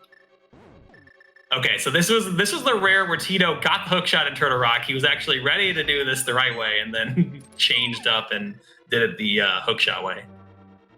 I think that was a bit of muscle memory on him because he committed to doing it the non-hookshot way. Yeah, it's hard when you walk because you walk in here and you don't have the hookshot, and you're like, oh, I don't have the hookshot. You're thinking you don't do it you do it the normal way, but then the hookshot shows up, and it's just hard to adjust to things like that. Yeah, muscle memory can be kind of hard to correct yourself, especially if you're already committed to doing one particular route in your mind.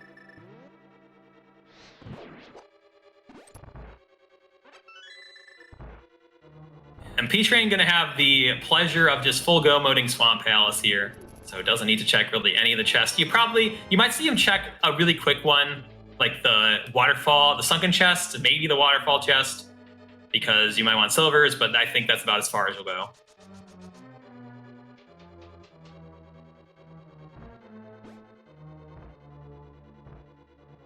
Yeah, I would not be surprised if P-Train just checks items on the way, but is more than confident as well as probably doing silverless, considering how far into the tournament that we are now.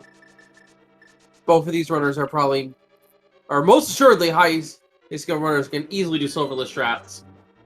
Yeah, so it just becomes a calculation. Okay, how long does this check take to get, and how likely is it to get silvers? Because like, if silvers are going to save you a minute on the Ganon fight, then if there's a 1 in 10 chance that you're going to get the silvers, then you can do a 6-second check to do that chest. But at this point, so like the waterfall chests we might see, because those are like 2 or 3 seconds, and I don't know. This GT is the main thing left, and then there's some in ice. But these runners have been pretty thorough, so there is a decent likelihood that any remaining chess lovers because there's just not as many other places for them to be. All right, we'll probably see you looking here. No, not even gonna check these chests. Okay, P-Train is looking to be in full go mode here.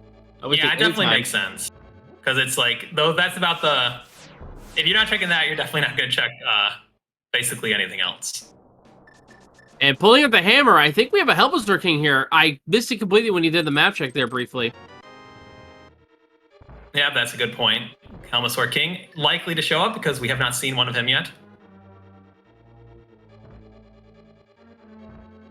All right, so if this is a Helmasaur King, then we still don't know who's in Desert, so we can't fully do the boss guessing, but it seems likely that there'll be an Armos in the basement because that's a restricted place, and then a Moldorm in the Moldorm 2 spot, though there could just be a Moldorm in Desert, which would kind of make it basically they could be anywhere. Is the Ice Armor spot restricted? I don't remember. Oh, no, it's unrestricted. So a boss who is restricted from being in the Moldorm spot is more likely to be down there. That is true. So we haven't seen a Moldorm or an Armos Knight, so one of those is guaranteed to show up in the coming up at the very least. There's our 4th sword, though. That's really nice. So also, now that we've got the 7th crystal, we will be able to do some guesses for where the big key will be. So, want to explain the numbers there, Wolflink? Sure. We have 22 chests in Ganon's Tower, but only one of which can have the big key. Give us a number in chat if you tell us where the big key to be. Usually anywhere from the 15 to 18 range is the Ice Armor. So if you want to see the boss there, you want to ideally go for that number. But I wanted them to be nice and early, honestly. And there's a nice little channel prediction with a lot of different guesses. It's quite granular here.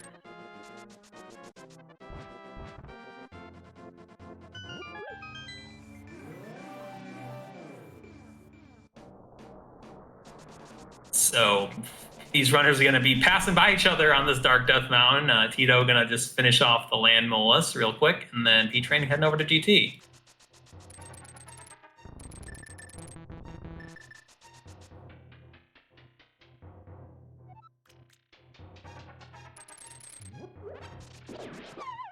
And like that gold sword, normally you don't think it's too nice for just getting it for GT, but it's very nice depending on who's in that basement. If there's another Trinex down there, you really like having gold sword.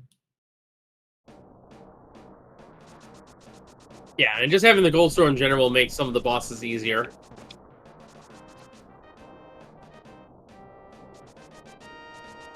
All right, folks. Last call for guesses here as we get into the dungeon. Teto is also in go mode here. It has to, as a full swamp house behind.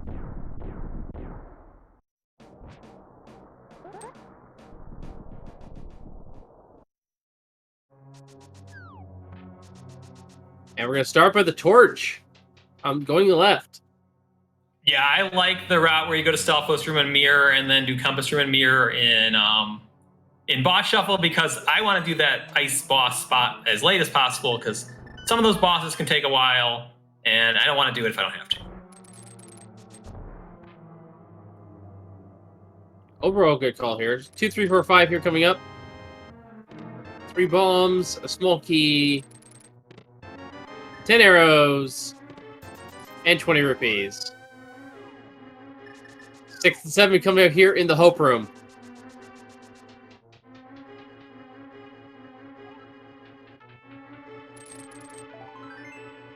Piece of heart. And a small key.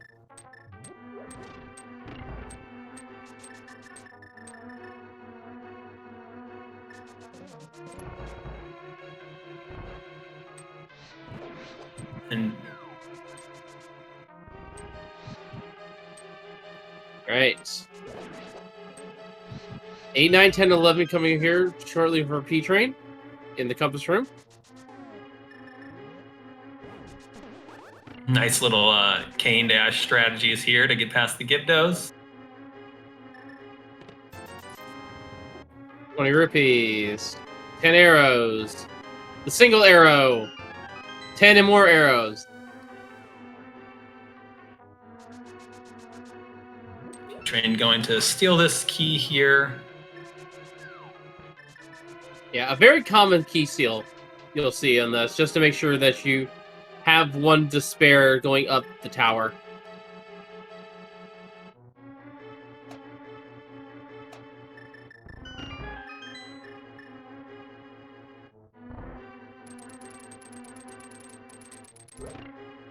Right, coming up on the 12th chest here in the fire bar room.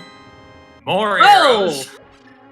Meanwhile, those flooded chests there, we just saw Teto open them, and the silver arrows were inside, so that is going to be nice to have for Teto at least. Wow, that's crazy, because that's about the closest chest.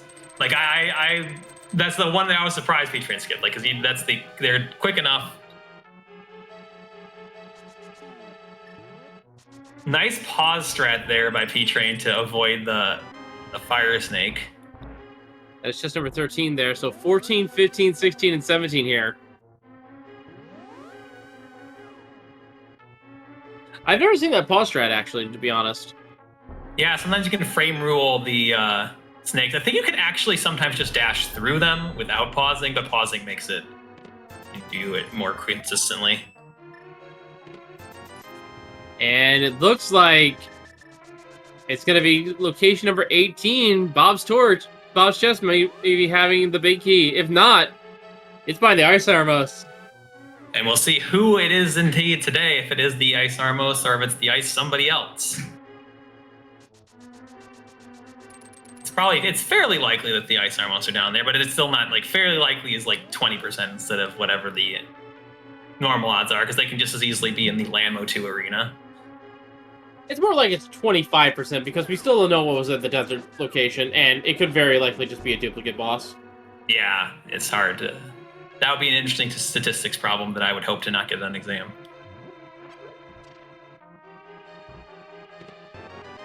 And it's down there, most likely. Yeah, well, good to see. It's either down here or Taya Room.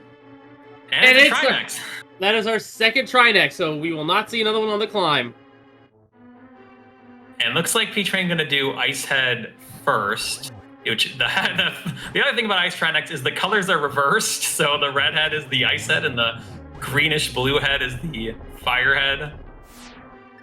Gold Sword really coming in clutch here. It makes this fight a lot more manageable.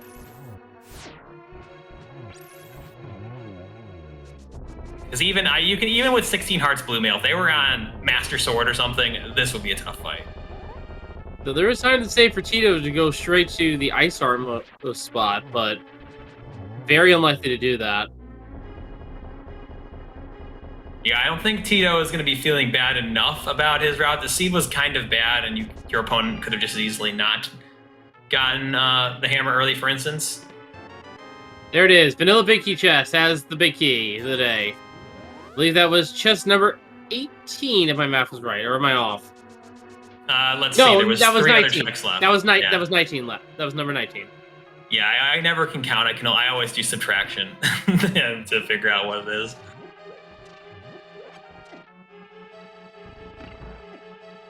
So congratulations to anybody who put the guesses in there for 19 to 21.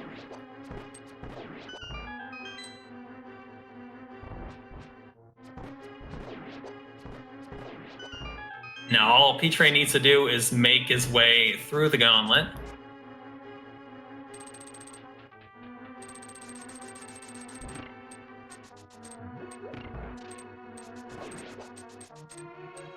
Teto is meanwhile going left side. Probably going to be doing the mirror strats here as well. Yeah, it's so hard to do any other strategy in boss shuffle, because like if the key hadn't been an Ice Trinex and it was just in Compass Room, you'd feel pretty bad if you went full left and did an Ice Trinex for nothing. Especially because Tito's only on Tempered Sword, so it's not going to be as good of a fight. Because the Gold Sword, it makes it significantly easier. Doing 3 versus 5 slashes. Yeah, but imagine how much of a difference it would have been if Teto Hail Married the Tower Roof chest here, which is usually saved for last, and the big key was just there. That probably would have evened up this race considerably, just on that play alone. Yeah, if it had been trial room, then I think that's about the margin that they would have needed. Whereas if Teto got the big key basically for free and P-Train had to look all the way for it. And here in Lambo 2, we have the Armos Knights.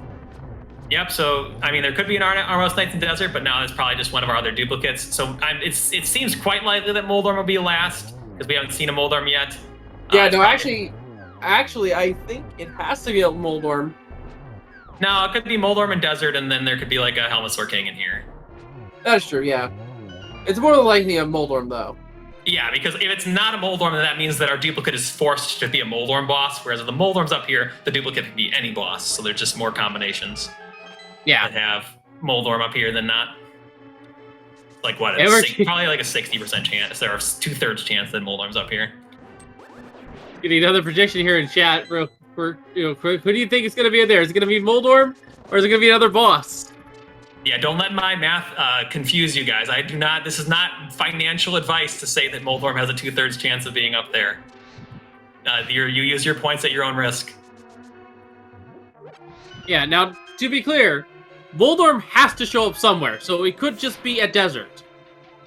But if the third boss is the boss of Desert is our third dupe, then Moldorm has to be here. So it's roughly a 50-50 chance, I would say. So P-Train gonna skip the helmet chest, which makes sense given that he skipped the waterfall chest in Swamp. And it's Moldorm! Let's go! Statistics winning today. It's 3-eye Moldorm, no less. Yeah, I would have been. What if the prediction also made you pick the number of eyes if you wanted to say Moldorm? That would have been wild. That would be wild, not gonna lie.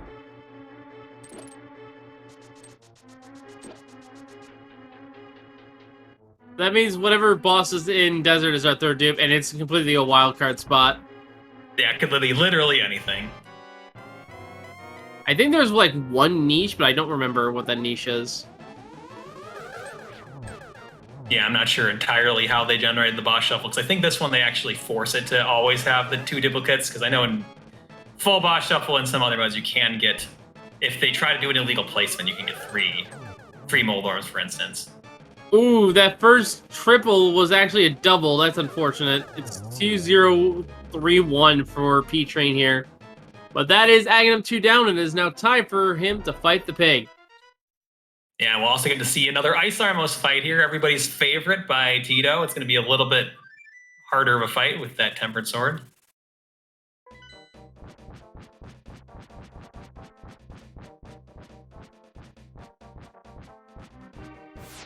Teto doing a good job on that Ice Head. All right, P-Train dropping into Ganon with Gold Sword. This should be pretty nice and easy. Here we go. Teto being careful here also because of the low magic. And away. Oh, Tito's a death, but I think should have a fairy. Yeah, that was the fairy from the Paradox Cave.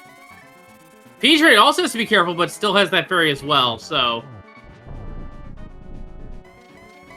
Uh-oh. Oh no, that's bad. That's really bad. Yeah, he's trying to. He's never easy.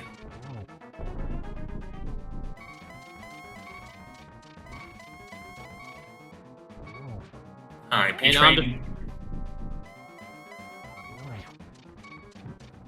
Managed to get the Silverless before Ganon got his first teleport out. That's not bad. Yeah, you can get pretty consistent as long as you get good at swiping your sword as soon as you get the last hit on phase 3. Now, to talk a bit about the Silverless stretch, you might see seen with the flickering Ganon brings his hands up briefly.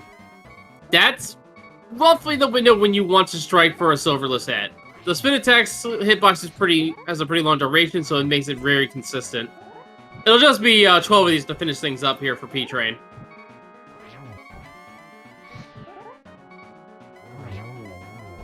And there we go. Yep, good fight there by P-Train, able to muscle through with a relatively low health. So just needs to cross the bridge and he'll be the winner today, taking game 1. That's right, and there we go, finishing with an official time of 1:38.58. GG's to P-Train. And looks like Teto has seen that finish in the race room and has decided to forfeit. Can't really blame him. Don't want to go back to that ice, try next again. It's not fun. Yeah, no, I completely agree with that, honestly. This was kind of a fairly routine in terms of where the bosses were. And looks like we got P-Train here in for an interview, so good game there, P-Train. Thank you. Appreciate it. So yeah, this scene was kind of all over the place here. We pretty much saw every boss once, with Desert being the third duplicate boss, for no matter which one that was. And we are now also joined by Teto as well. GGC once again. Hey guys, GG's. GG's. GG's, Teto. So at least we know where the silver arrows were. That was mystery solved for us pretty quickly by Teto. Yeah, As just you- in those sunken chests. Yeah. So, sorry, something I was, how are you guys feeling about this early game? Because I feel like you guys put off the Eastern Palace area for a while because of this boss shuffle. Can you talk about how you were deciding to go, where to go towards the end of the Light World?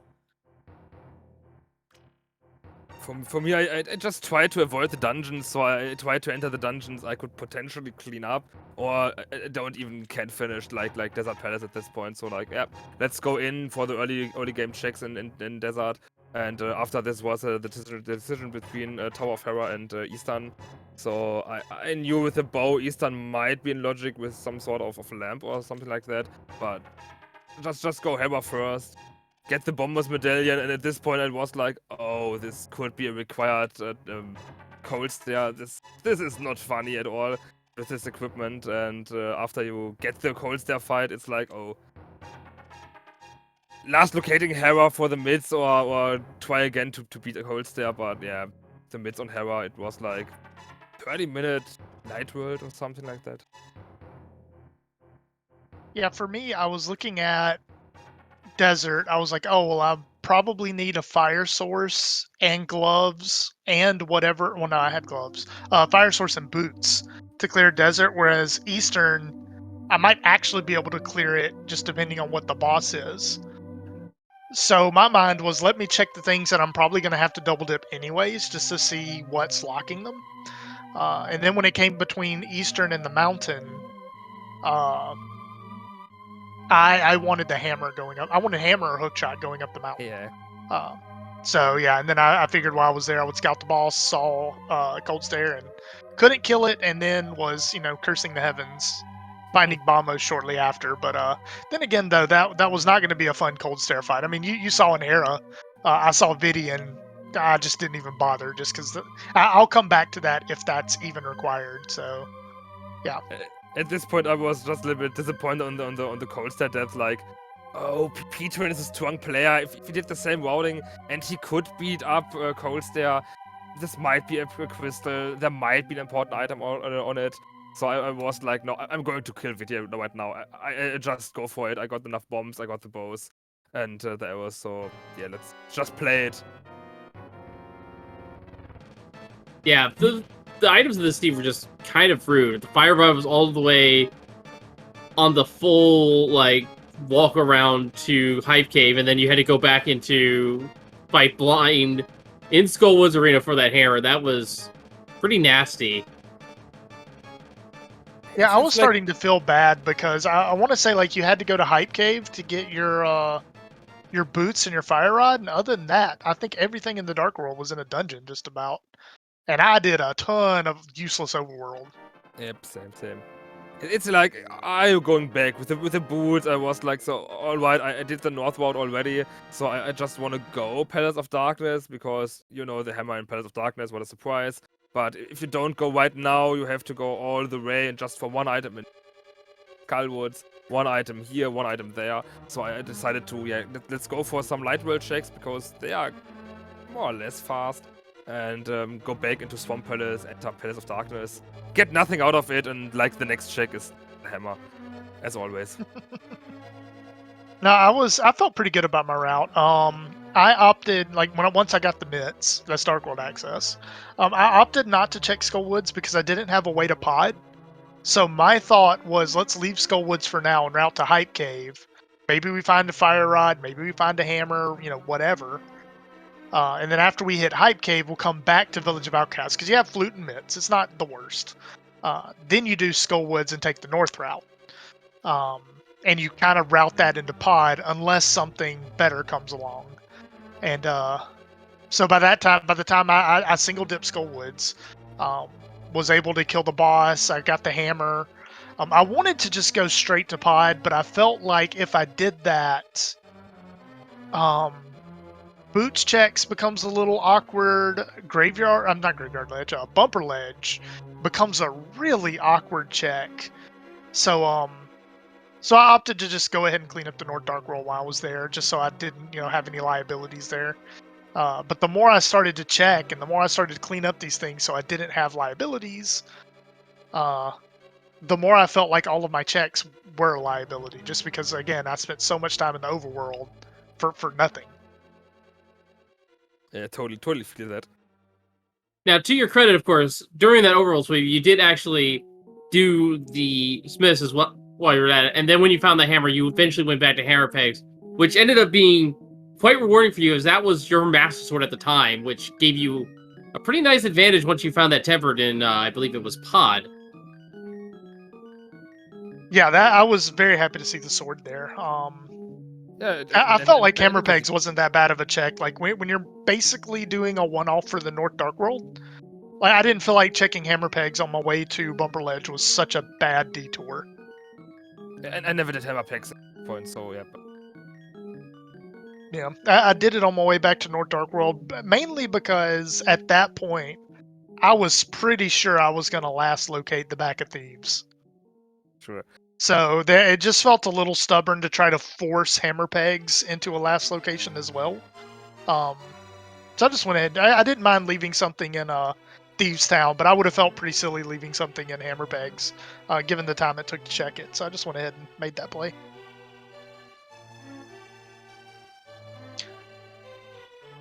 No, probably the craziest moment of the seed for me was leaving Ice Palace. That was that felt a little crazy. But when I saw Argus in ice, and I thought about it, I was like, man, I don't have the cane. I'm about to have to do the Ice Palace bomb jump. Depending on the key logic, this can take a really long time for a dungeon that I can't even clear, and I don't even know if it's a pendant. Yeah, I just Meanwhile, went for the first Meyer's not that bad of a double dip at all. So I was a little bit all over the place. At this point, I knew it's like Argus here, so there's a high chance to beat up Palace of Darkness, which I just delayed for a bit after I had to double dip it anyways. So I entered Ice Palace, saw it's an Argus, and just went like the same thoughts you had, but I just checked the first chest because, yeah, that's more or less fast. And after this, I tried to clean up the dungeon. Yeah. But with the first chest not being a key, it was more likely that one of your go mud items, so both you guys were just looking for cane or hook by then, it was likely that Ice Palace, some of the chests were going to be locked by one of those. Yeah, I really, really wanted to take the Godmire too, but which I did to the boss. I wanted to go straight to TR, but I didn't want to get burned by Argus and TR. And I was like, if I go to TR and it's Argus and I left Hook and Mire, I'm just going to feel like a dummy. So I opted to stay in clear. But after getting this Maria, I went just like back in the main hub and was like, wait, you got the big key already. You could just, well, whatever. No, it's too late for this anyway. So yeah, I got the same thoughts. I think maybe I should have gambled. I did so many little mistakes in this seed. It's like, there was like nothing really went well, and against P20, against you, it's going to be a tough match. And with those last locating in the light world, the dark world wasn't the best decision at all, with the North Dark World first. And with little hiccups in my decision and my execution, yeah, I should have gambled this, but in the end, I even died on Twinex on Ice. It's like, Yeah, we had so many. We had one or two bosses double at this point, and come on, it can't be another Twinix on ice. I used all my potions already, so. And after dying, after going to the white side, it's like, at least don't let me lose with 1 or 2 minutes. So this could be a close one if I haven't died, but with a done by on your side, it's like, yeah, that's fine. Just forfeit and congratulate the winner of this match. Yeah, this seed really was a nightmare to route. Like the ice path, like even trying, like you said, finding light world access. Do you do desert? Do you do eastern? Do you do the mountain? You can't full clear any of them. Probably that's a horrible decision. Once you get out of down to where you're required for double dips. Yeah, and then even finding Cane or Hook, you know, you have this like wicked shell game, and you don't even know like what's a crystal, so you don't know, you know, I won't say what you need, but you know, at least as far as boss kills go, at that point, like it's a little bit difficult to kind of suss out what's the best play, and you just kind of have to, I don't know, you just make a random decision and just hope it works out like this. And there were a lot of traps in the seed. You know, I'm lucky I didn't get burned by the hammer, but you could easily dive Skull Woods and, you know, last locate that. So dive Skull Woods without a without the fire rod, and then last locate the hammer. So I don't know. This was a deadly seed. Yeah, and it has shown its face quite nicely here. But then again, yeah. Speedrun, you'll be moving one game up. Teto, you will be fighting to stay alive in the tournament here. So hopefully the next seed will be a lot kinder to you, and you can swing this back around and try to get a game 3 going. Oh, everybody does love game 3. So in the end, top 16 is step in tournaments. It's one of my best achievements so far, competitive like. So I don't mind dropping out of the tournament at this, but without a fight, I'm not going anywhere. So sorry for that, P-Train. We will see tomorrow at the same time. I hope it's going to be a fun one as well. Yeah. Yeah. Same time, same channel. Hopefully the seed is nicer than this one was. It was kind of great seed, interesting to watch, and I hope it was a nice fight anyway. So there's always one winner and one loser, and tomorrow it will change. Yes, and speaking to the here and now, we are aware that we do have a German restream going on here, and I'm assuming you do want to do an interview over there. So any final thoughts before we let you go and handle that? Thanks for the commentating and tracking, and again, GG's P-Train, and see you tomorrow. Yeah, GG's. Good luck tomorrow. All right, folks, get your GG's in chat once again for these two runners. They put on an excellent race for us tonight. If you want to see some more racing action from the Link to Best randomizer side, go over to ALTT Randomizer, actually. We have another race for you. Zelda Desan versus Skelly. Happening another round of 16 over there. And then join us later tonight here on Speed Gaming at 10 o'clock for Freddy versus Wall Kicks. That is one of our last round of 32 matches, and that is a game 3. So someone is being eliminated that later tonight. Yep, very last round of 32 match. No matter who wins that one, I guess if we could have an exact time, maybe you get another one. But it's really nice today. You got 3 pretty staggered end of day matches. So that's now that we're in the round of 16, you gotta really enjoy that because there's just not as many matches anymore.